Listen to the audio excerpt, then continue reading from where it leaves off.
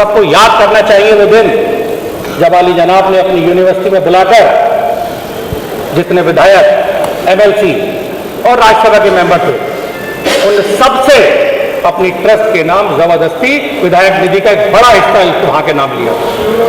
सब तब आप लोग कहा थे, तब विरोध आपका कहा था, ये मैं आप लोगों को बताना चाहता हूं।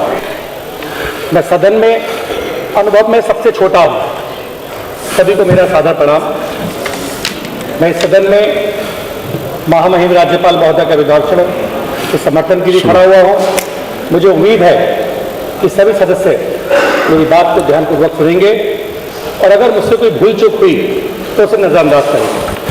पहली बार बोल रहे हैं श्री आकाश जी, अभी पिछले दिनों रामपुर से चुनकर आए हैं, पहली इनकी स्पीच है। श्री आकाश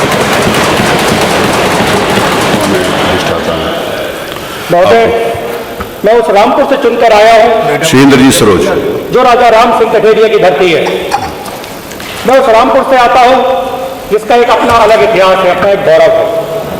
ये वही रामपुर है जहां राजघाट के बाद गांधी जी की अस्थियां हैं, और ये वही रामपुर है जहां राजघाट के बाद अस्थियां होने के बाद जहां गांधी जी की टोपी भी बनाई गई। मान्यवर, ये वही रामपुर है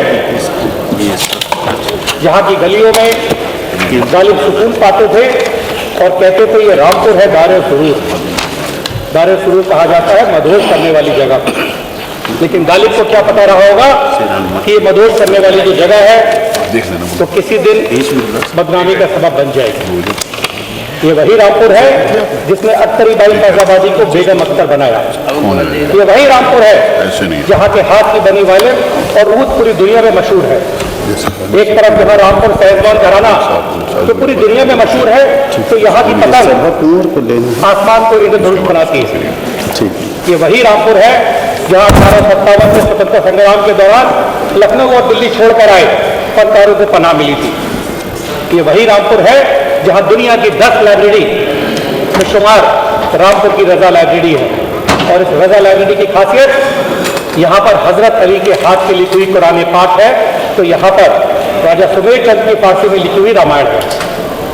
कई सब बातें आपको बता रहा हूं तो आप चौंक रहे होंगे, क्योंकि इससे पहले सदन में आज तक कभी रामपुर के बारे में किसी ने कुछ नहीं बताया, और चौंकना लाजमी भी है, क्योंकि कौन बताना चाहता था कि रामपुर का इतिहास कितना सुंदर था, रामपुर का अतीत कितना सुंदर था।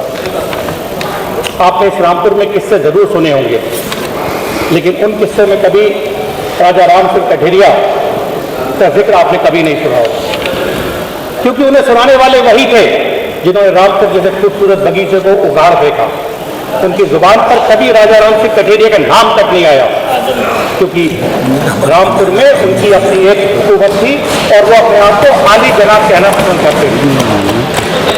उनका एक अपना अलग कानून था, जिसके लिए तब के प्रदेश के मुखिया भी रहे कहते थे कि रामपुर तो केंद्र शासित जिला है, वहां हम कुछ नहीं कर सकते।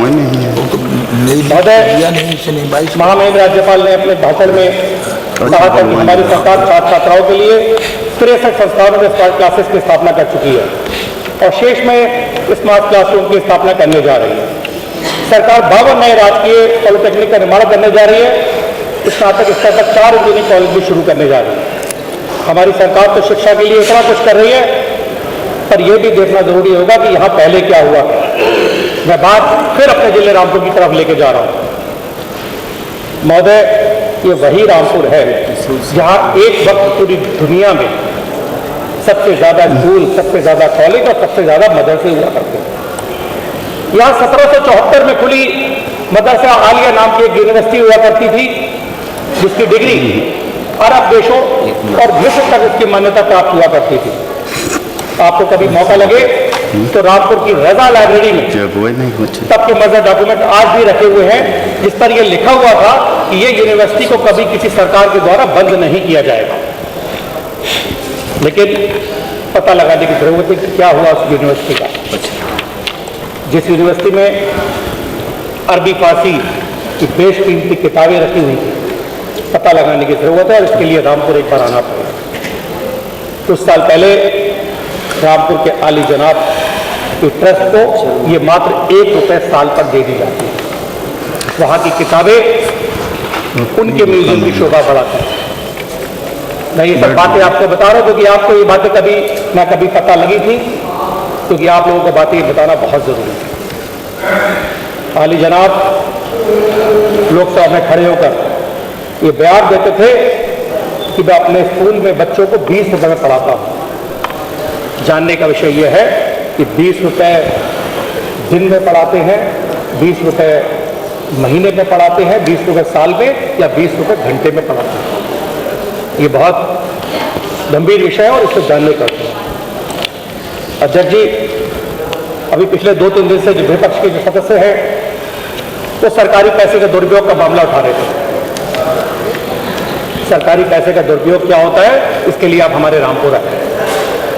आली जनाब एक 3.5 किलोमीटर लंबा एक पुल बनवाते हैं और ये कहते हैं कि ये उत्तर प्रदेश का सबसे लंबा और सबसे महंगा पुल है, जिसका जश्न रामपुर में कम से कम 7 दिन तक मनाया जाता है।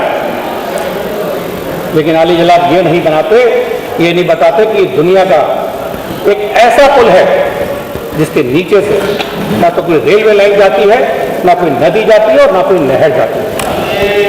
ये पुल आली जनाब की सवारी को उनके घर से और उनकी ट्रस्ट तक छोड़ने के लिए बनाया गया। बताना ये चाहता हूं। हमारे माननीय सदस्य विधायक निधि का मामला उठा रहे थे। मैं इनको थोड़े टाइम पीछे ले जाना चाहता हूं। इन सबको याद करना चाहिए वो दिन जब आली जनाब ने अपनी यूनिवर्सिटी में बुलाकर जितने विधायक, एमएलसी और राज्यसभा के मेंबर थे, उन सबसे अपनी ट्रस्ट के नाम जबरदस्ती विधायक निधि का एक बड़ा हिस्सा वहां के नाम लिया। तब आप लोग कहा थे, तब विरोध आपका कहा था, ये मैं आप लोगों को बताना चाहता हूं। और इसके अलावा एक महत्वपूर्ण किस्सा और बताना चाहता हूं। उस वक्त सरकार के श्रम मंत्री रहे, मंत्री ने आली जनाब की यूनिवर्सिटी का 2000 करोड़ रुपए का आकलन करते हुए उन पर 20 करोड़ रुपए सेस लगा दिया। मानवर आपका 7 मिनट हो गया है, माननीय अध्यक्ष जी का ये निर्देश है। बस अध्यक्ष जी, मैं पहली बार बोल रहा हूं, मैं बस 2 मिनट और लूंगा। माननीय अध्यक्ष जी ने कहा 7 मिनट से ज्यादा नहीं बोलना किसी को। बस 2 मिनट लूंगा, पहली बार बोल रहा हूं अध्यक्ष जी, पहली बार। जल्दी करिए, जल्दी। मैं किस्सा ये बताना चाहूंगा कि तब के श्रम मंत्री रहे शाहिद मजदूर साहब, उन्होंने 2000 करोड़ रुपए का इसका आकलन करते हुए 20 करोड़ रुपए इन पर सेस लगाया और यहां से एक फरमान भेजा गया। पहले बहुत ढूंढते रहे कि किस अधिकारी के द्वारा ये सेस का नोटिस भेजा जाए, तो एक बड़ी मुश्किल से एक यादव जी अधिकारी तैयार हुए, लेकिन आज तक ये नहीं पता चला कि वो यादव जी कहां है, जब लखनऊ पहुंचने से पहले ही उनको बर्खास्त कर दिया जाता। अध्यक्ष जी, हमारे रामपुर को एक जमाने में उद्योग नगरी कहा जाता था। कानपुर के बाद हमारे रामपुर का नंबर आता था, क्योंकि यहाँ बड़े बड़े उद्योग हुआ करते थे, यहाँ टेक्सटाइल हुआ करती थी, यहाँ रजा शुगर फैक्ट्री हुआ करती थी, और यहाँ देश में चलने वाली सबसे अच्छी साइकिल हंसा साइकिल फैक्ट्री हुआ करती थी। लेकिन आली जनाब ने सिर्फ अपनी राजनीति को चमकाने के लिए एक एक करके वहां की फैक्ट्रियों को बंद करवाना शुरू कर दिया। मैं आपको बताना चाहता हूं कि आज वहां के जुल्म देखकर मेरा दिल रो उठता है। मैंने भी आवाज उठाई थी। कृपया समाप्त करें। अध्यक्ष जी, मैं आपके माध्यम से मैं ये कहना चाहता हूं कि जिस तरीके के जुल्म उस समय में हुए थे, उस समय की जो फैक्ट्रियां थी जो बंद हुई थी, उसको दोबारा चलाने की सरकार की सियासत है। मैं आपको ये बताना चाहता हूं कि जिस तरीके के जुल्म। माननीय सदस्य श्री राजेंद्र चौधरी जी।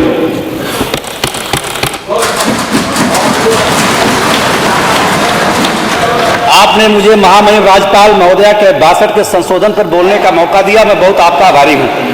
माननीय, बड़ी चर्चा है यूपी ग्लोबल इन्वेस्ट समिट 2023 की। चर्चा है कि 23,50,000 करोड़ से ऊपर के इन्वेस्ट होंगे।